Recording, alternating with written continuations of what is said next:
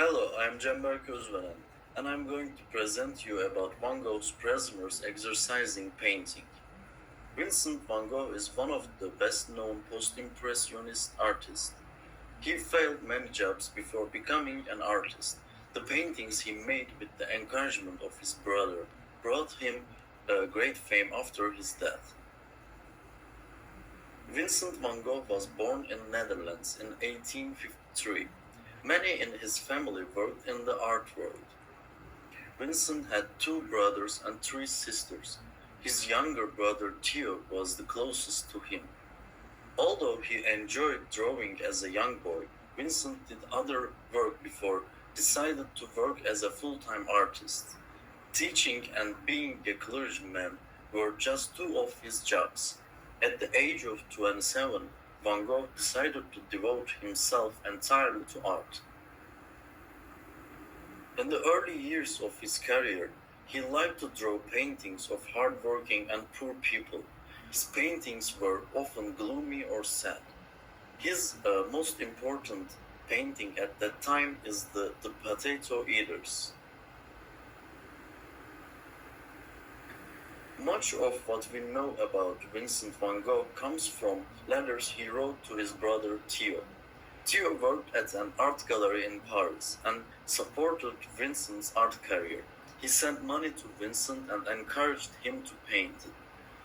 Theo tried to sell Vincent's paintings, but nobody wanted to buy them at the time. Theo recommended Vincent to adopt a new style of painting called Impressionism in Paris. In 1886, Vincent moved to Paris to explore Impressionism. During this time, Van Gogh began to use brighter colors. He painted subjects from the streets, cafes, and countryside of Paris. He also began to paint portraits of people. When he couldn't find a model, he painted himself to practice. During this time, he painted over 20 self-portraits. In 1888, Van Gogh moved to Arles, France. Vincent painted hundreds of paintings in Arles, sometimes painted more than one masterpiece in a single day. He became completely obsessed with art. Paul Gauguin joined Van Gogh at Arles with the advice of his brother Theo. He is also a painter and Vincent's friend from Paris.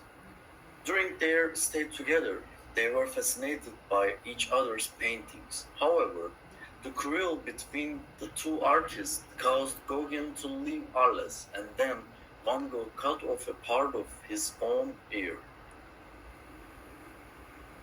In 1888, the psychological alignments that he had seen in previous years began to take him prisoner, and Van Gogh voluntarily moved to St. Paul Mental Hospital.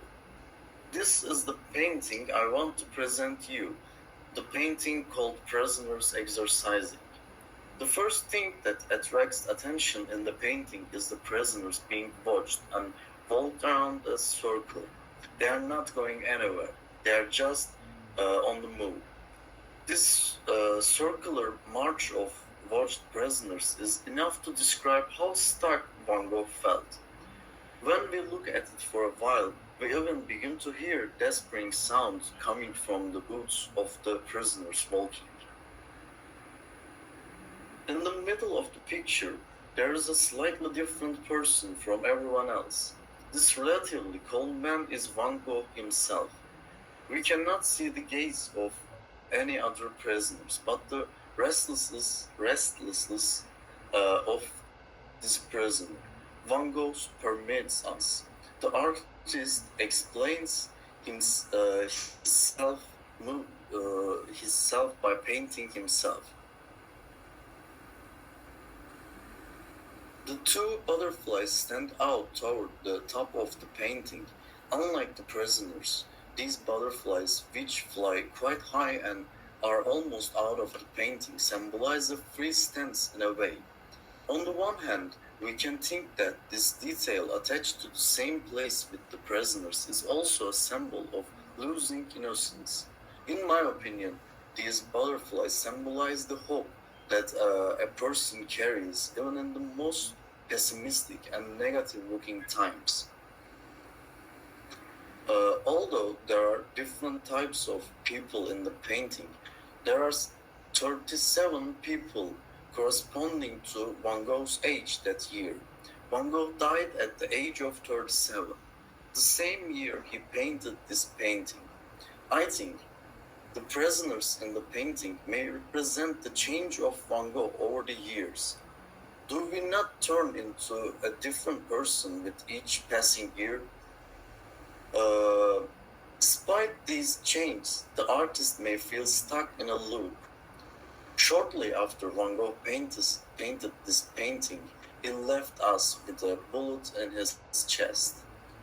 Although he is now one of the best known painters in the world, he only sold one painting in his lifetime. Thank you for your listening.